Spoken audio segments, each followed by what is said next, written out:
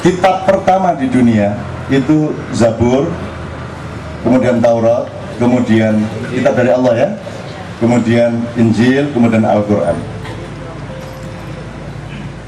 Dari turunnya kitab yang pertama kepada Nabi Daud alaihissalam sampai sekarang itu berapa ratus atau ribu tahun berarti? Atau dia include in within 2 millennium or 3 millennium?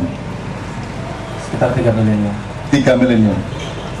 Sebelum ada kitab suci ke belakang sampai Nabi Adam berapa milenium? Angel nek gue. Saya permudah. Lebih lama manusia hidup tanpa kitab suci atau lebih sebentar? Saya ngurut turunan ini. Sampai titik ini sekarang. Iya. Bisa lebih lama. Tapi tipis. Lebih lama manusia tidak pakai kitab suci. Apa itu pertimbangan Tuhan? Kenapa enggak sejak awal Adam diturunkan gembol kitab? Nah, enak sih. Diturunkan karo nganggo tas cangklong gitu ya. Kenapa tidak? Dan kenapa manusia dibiarkan dalam jangka waktu yang lebih lama dibanding setelah dia dapat? Kenapa dia dibiarkan tidak punya kitab, tidak pakai panduan? Satu ya, tolong dicari jawabannya, tapi saya pancing beberapa hal. Satu, itu berarti lebih hebat mana orang yang dibiarkan hidup tanpa kitab, tanpa ayat, dengan orang yang hidup dikasih panduan ayat. Which one is higher, which one is smarter? Yang mana yang lebih hebat? Orang yang hidup dikasih panduan kitab atau orang yang hidup tanpa kitab? Tanpa. Jadi tahukah Anda bahwa Anda lebih jauh tidak bermutu dibanding nenek moyang kita? Jelas ya? Jelas ya? Kenapa? Karena orang dulu untuk tahu benar yang sejati tidak perlu pakai juknis. Karena mereka memiliki proses yang lebih jujur di dalam teknologi internal dia, kalau istilahnya Sabra.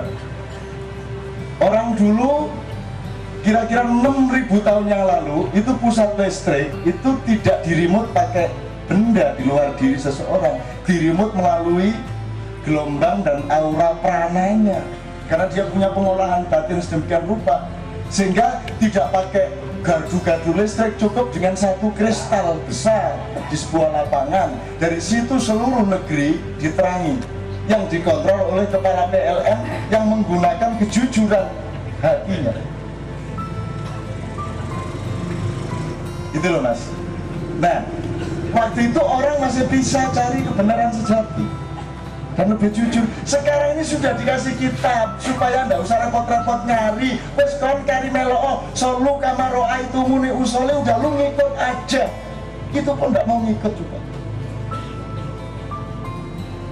Ngerti yang saya maksud ya? Pendekar itu mas, kalau sudah hebat itu ndak perlu bawa senjata, mas. Semakin rendah pangkat prajurit, semakin tinggi tombaknya. Betul enggak? Betul enggak? Kalau Anda masih ban, apa kalau yang paling bawah? Ban putih itu kan masih melakukan ini tangan.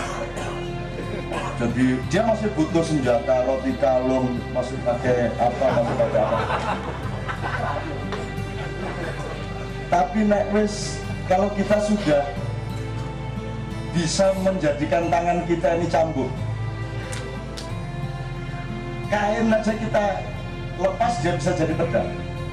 Itu kan tanda-tanda pendekar yang. Jadi orang yang sudah memiliki teknologi kemanusiaan yang tinggi, dia tidak membutuhkan teknologi eksternal, kan gitu. Jadi orang sekarang jauh lebih rendah. Itu bukan hanya kemampuan berpikirnya, kemampuan intelektualnya, bukan karena struktur rohani dan mentalitasnya saja, tapi juga jasadnya atau fisiknya pun mengalami degradasi. Jadi Nabi Adam itu tingginya kira-kira 15 kali lipat lah kalau dari orang sekarang. Setelah sekian ratus tahun sampai ke Nabi Nuh saja, Nabi Nuh itu umurnya 990 tahun. Kalau Anda kan 190 tahun ya, presiden Tiro yang dialami. Dan 50 kali dia berinteraksi dengan malaikat Jabrail. Kalau sekarang disebut Jibril. Kalau di zaman Jawa pra Ibrahim disebut Jabarala, Joborolo. Itu 50 kali dia seminar sama si Jabrail ini, sama Jabarala ini, Nabi Nuh. Waktu itu orang bisa omong-omongan sama binatang. Jadi kalau yang diumumkan bahwa Nabi Sulaiman bisa ngomong sama semut itu sudah output sekian generasi sebelumnya. Kita mengenal kuda terbang, kita mengenal lumba-lumba, kita mengenal balkadaba, kita mengenal burung merak, kita mengenal naga. Itu binatang-binatang yang kabarnya oleh Tuhan disuruh menyertai Adam turun dari surga ke bumi. Cari ini loh, tapi ini hanya diteliti. Gitu ya. Hanya diteliti. Pokoknya ada beberapa binatang yang juga diselamatkan ketika Nabi Nuh sudah selesai bikin perahu. Nabi Nuh itu bikin perahu dibantu 3 anaknya. Satu anaknya namanya Mas Kawit. Kawit jenenge. Jadi kalau di Jawa disebut Raden Mas Kawit. Anak yang kedua namanya Kan'an, yang ketiga namanya Hashim.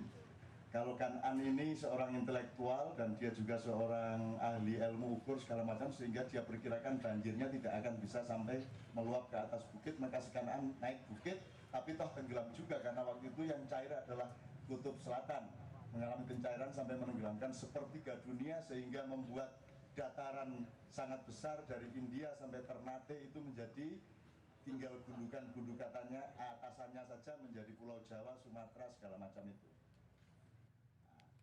Yang kedua, yang pertama Kawit ini 2 hari dia ikut belah-belah kayu, hari ketiga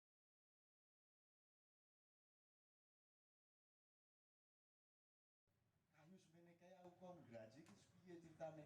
Aku nak terus kayak ngene iki ngabuktiok terus menerus, ini persis sabrang. Ngabuktiok terus menerus kata dia gitu. Mengabdi kok terus menerus, saya mau asal diupah. Akhirnya dia dikasih upah 3 gumpal emas si Kawit ini.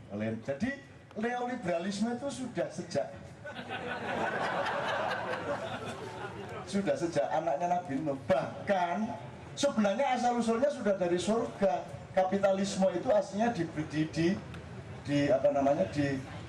dirintis sejak di surga. Makanya Allah mentakdirkan orang yang menulis buku itu namanya Adam Smith. Karena itu harus disambung dengan bahwa orang yang pertama-tama melakukan keragusan itu namanya Adam alaihissalam itu. Maka dia turun ke bumi karena dia ragus, sudah dikasih begitu banyak, dia masih melanggar larangan yang cuma satu itu. Maka keragusan itulah yang mendasari ilmu ekonomi dengan modal sekecil-kecilnya mencari laba sebesar-besarnya. Nah makanya Adam terus jadi Adam Smith.